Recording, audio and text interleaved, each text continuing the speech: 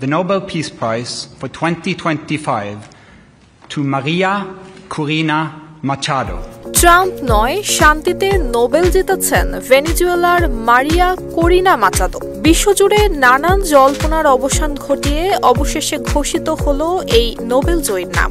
Donald Trump শান্তিতে Nobel পাওয়ার প্রবল আগ্রহ প্রকাশ করলেও সবাইকে অবাক করে দিয়ে এই পুরস্কার জিতলেন ভেনেজুয়েলার বিরোধী দলীয় নেতা মারিয়া।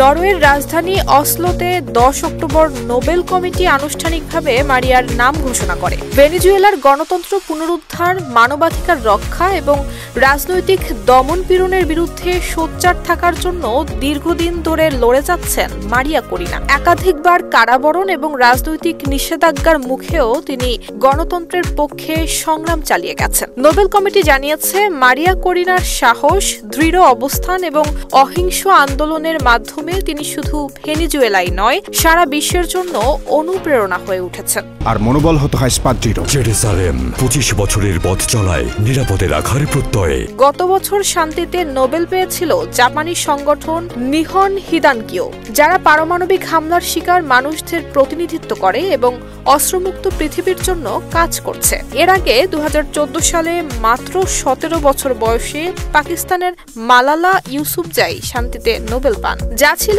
ইতিহাসের অন্যতম কনিষ্ঠ বিজয়। বিপরীতে 1995 সালে 86 বছর বয়সে শান্তিতে নোবেল জিতেছিলেন জোসেফ রোডব্লাট।